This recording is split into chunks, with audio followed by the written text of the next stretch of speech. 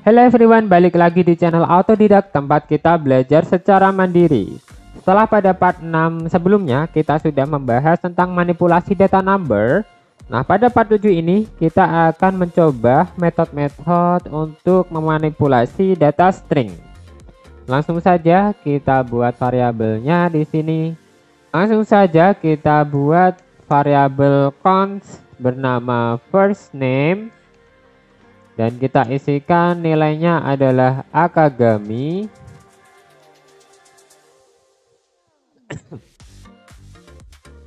Kemudian variabel kedua kita bernama last name. Dan kita isi dengan nilai sang. Oke, seperti ini. Dan tentunya kita buat juga variabel untuk menyimpan hasilnya bernama let hasil. Dan kita panggil dengan console.log kemudian dalam kurung nama variabelnya yaitu hasil. Nah, seperti ini. Nah, di sini kita akan mencoba untuk memanipulasi sebuah data string. Yang pertama, saya akan mencoba untuk menjumlahkan kedua variabel tersebut, yaitu dengan first name ditambah dengan last name. Maka hasilnya akan menampilkan output Akagami sang dengan tanpa spasi. Nah, tentunya kalau untuk sebuah nama, first name dan last name kita membutuhkan yang namanya spasi. Jadi untuk menambahkan sebuah spasi, kita bisa memanfaatkan metode concatenation. Langsung saja kita praktekkan hasil sama dengan first name begini. First name baik, kemudian ditambah, terus kita menggunakan quote di sini. Single quote tentunya, double quote juga bisa. Nah, di tengahnya kita tambahi sebuah spasi. Baru kita tambah lagi dengan last name. Begini. Dan kita lihat outputnya. Maka sudah ada spasi di tengahnya. Nah, kalau kita menghendaki bukan spasi tapi strip bisa saja sih seperti ini. Jadi dia Akagami strip sang.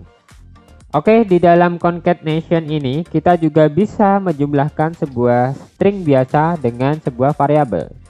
Saya contohkan saja langsung sama dengan misalkan hello,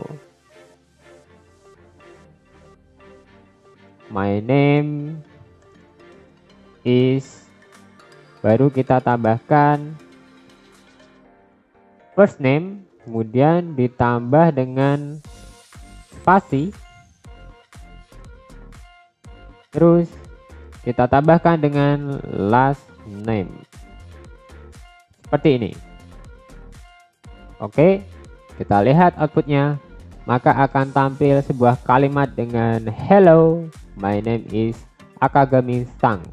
Oh, ini isinya tambah spasi aja di sini ya, spasi begini, jadi dia akan terspasi. Kemudian yang kedua saya akan membahas tentang append. Nah, apa itu append? Append adalah misalkan seperti ini nih. Saya mempunyai sebuah variabel bernama Marshall. Nah, seperti ini. Dan variabel yang kedua namanya masih sama, variabelnya adalah hasil dengan nilai the teach. Seperti ini. Nah, konsolnya kita pindah dulu di bawah biar muncul hasilnya. Oke, sudah. Kita lihat outputnya. Maka di sini yang tampil adalah variabel hasil yang terakhir ya, the teach, karena dia variabelnya sama namanya. Nah, disinilah fungsi sebuah append. Yaitu kita bisa menampilkan hasil yang pertama digabung dengan hasil yang kedua. Nah, kita tinggal menambahkan yang namanya plus di sini. Dan kita lihat outputnya, maka dia adalah Marshall.each. Nah, kita juga bisa menambahkan spasi di depan D ini sehingga dia juga terspasi di sini Marshall.teach. Selanjutnya kita akan mencoba metode yang bernama escaping. Oke. Escaping. Di sini teman-teman bisa menambahkan beberapa simbol, misalkan simbol single quote ya. Saya tulis di sini simbol single quote, simbol double quote, dan simbol-simbol lainnya. Nah, saya contohkan saja langsung di bawah. Hasil sama dengan, misalkan saya ingin menulis begini nih. That's what I'm talking about. Nah, seperti ini. Maka ketika saya reload, hasilnya adalah error. Karena simbol single quote dan double quote ini masuk dalam kode JavaScript itu sendiri. Jadi solusinya gimana? Solusinya tinggal kita menambahkan yang namanya backslash di depan simbol yang akan kita gunakan. Nah, jadi seperti ini. Kita menggunakan backslash. Maka ketika saya reload akan tampil output yang sudah benar, yaitu that's what I'm, ada single quote di sini, talking about. Atau untuk solusi berikutnya kita juga bisa menggunakan double quote untuk kode JavaScript-nya yang pengapit ini ya. Nah, di sini kita menggunakan double quote, baru di tengah teks yang akan kita tulis kita menggunakan single quote, misalkan I am gini ya, maka akan bisa. Kita juga bisa menghitung panjang dari nilai string dengan metode length. Kita tulis hasil di sini, kemudian ingin mengetahui panjang sebuah string pada first name di sini, baru kita kasih rumus berupa length. Seperti itu. Kasih titik koma. Nah, maka outputnya akan menampilkan nilai 7. 7 ini adalah panjang dari string nilai pada variabel first name, yaitu Akagami 1, 2, 3, 4, 5, 6, 7. Di situ ada 7 huruf. Maka panjangnya adalah 7. Sebenarnya kita juga bisa melakukan concatenate atau penggabungan nilai string dengan perintah concat. Nah, langsung saya contohkan seperti ini.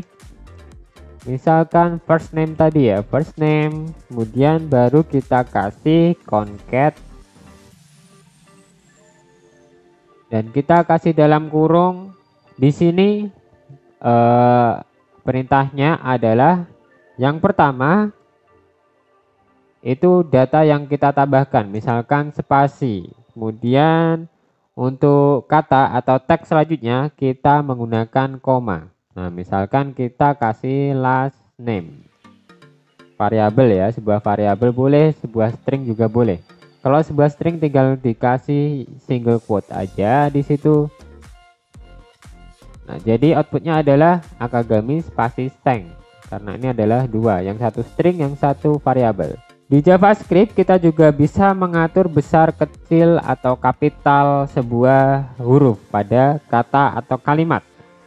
Sama halnya dengan di Microsoft Excel ya. Kita di sini juga menggunakan yang namanya, misalkan first name ini ya, first name kita gunakan dengan to uppercase. Uppercase. Nah, seperti ini. Dan ketika kita lihat outputnya, maka pada first name ini akan berubah menjadi kapital semua atau huruf besar semua. Sama dengan di Microsoft Excel ya, menggunakan uppercase. Dan untuk membuat hurufnya menjadi kecil semua, kita juga bisa menggunakan yang namanya lowercase.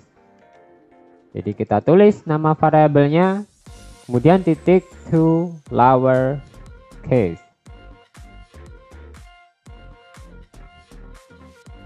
Seperti ini. Oke, tinggal kita kasih titik 2 dan kita lihat maka outputnya akan jadi huruf kecil semua.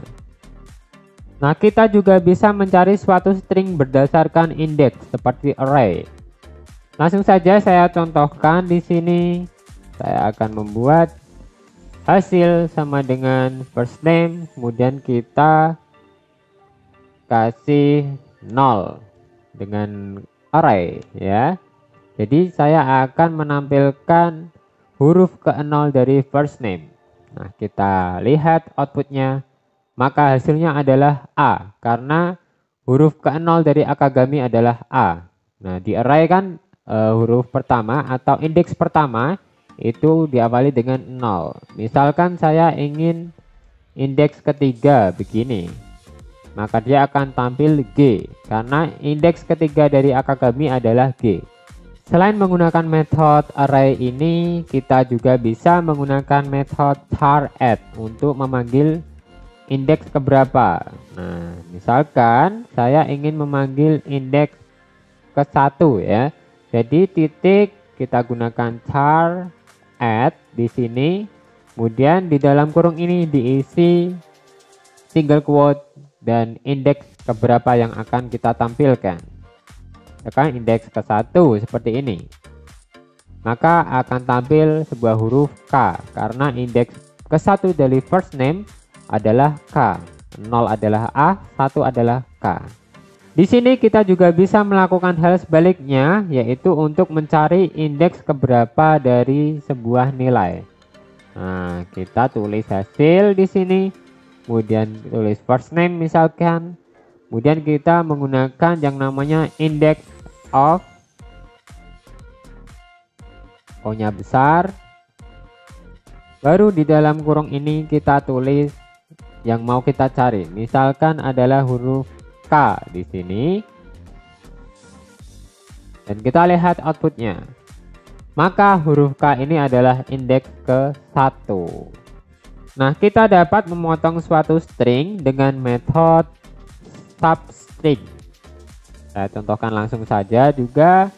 Hasil sama dengan first name, kemudian kita kasih titik substring di sini. Baru di dalam kurung ini kita kasih sebuah indeks keberapa sampai keberapa. Misalkan saya ingin memotongnya indeks dari ke indeks 0 sampai indeks ke-4. Jadi nanti yang akan muncul di output adalah indeks 0, 1, 2, 3 karena 4 adalah batas akhirnya. Dan kita lihat outputnya, maka di sini yang tampil adalah indeks ke-0, 1, 2, 3 yaitu A, K, A, G. Selain dengan substring, kita juga bisa memotongnya dengan yang namanya slice. Oke, kita contohkan aja di sini hasil sama dengan first name, kemudian titik slice, dan kita contohkan 0,4. Masih sama seperti tadi, maka hasilnya akan sama. Nah, yang membedakan antara substring dengan slice adalah kita bisa menginputkan nilai negatif. Misalkan saya ganti di sini -3, begitu saya save dan kita lihat outputnya, maka dia akan menampilkan sebuah output 3 huruf terakhir dari variabel first name, yaitu AMI. Selain slash, tentu ada sebuah metode-metode lain. Misalkan saya contohkan lagi adalah split. Split ini digunakan untuk memisahkan kata dari sebuah kalimat. Nah, misalkan saya mempunyai sebuah variabel C berisi sebuah kalimat hello everyone, my name is Jack. Nah, seperti ini. Kemudian saya akan tulis hasil sama dengan C split. Nah, ini adalah kode untuk memotong atau memisahkan. Nah, kita pisahkan berdasarkan apa? Misalkan berdasarkan spasi. Jadi setiap spasi kita pisahkan nilainya. Oke, langsung saja kita lihat outputnya. maka dia akan terbagi menjadi 6, menjadi data array. Yang tadinya adalah data string biasa, menjadi data array. Nah, ini terpisah dari indeks ke-0 adalah hello, dipisahkan oleh di split atau dipisahkan oleh spasi. Kemudian indeks berikutnya adalah everyone sampai selanjutnya. Jadi pemisahnya adalah spasi. Kemudian selain split, saya juga akan mengenalkan sebuah metode yang bernama replace. Nah, ini digunakan untuk mengganti sebuah nilai atau data. Nah, saya contohkan saja hasil sama dengan C. Kita ambil di variabel C tadi ya. Dot replace. Kemudian di dalam kurung ini kita tulis kata yang akan di replace. Misalkan kata hello, saya ganti dengan kata hi begini.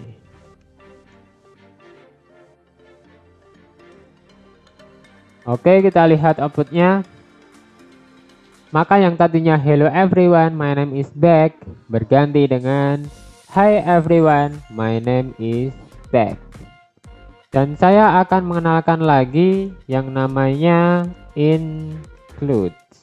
Ini fungsinya untuk mencari tahu sebuah data tertentu di dalam variabel dengan output boolean. Nah, seperti apa?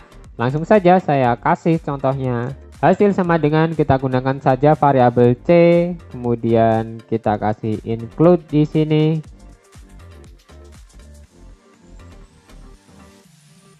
Kita di dalam kurung ini kita akan mencari kata back misalkan. Nah, kita lihat outputnya, maka outputnya adalah true. Jadi di dalam variabel C ini ada kata yang bernama back. Nah, jika kita tulis misalkan kata yang lain yang tidak ada di dalam variabel C, misalkan saya tulis usop begitu, maka outputnya akan bernilai false karena di dalam variabel C tidak ada kata yang bernama usop atau nilainya bernama usop tidak ada. Jadi kita bisa memanfaatkan metode include sebagai validasi apakah ada nilai tertentu di dalam sebuah variabel yang kita tuju. Sebenarnya masih banyak nih yang bisa kita explore dari JavaScript. Jadi jangan lupa saksikan tutorial JavaScript selanjutnya di channel Autodidak, tempat kita belajar secara mandiri. Sampai di sini dulu. Wassalamualaikum warahmatullahi wabarakatuh.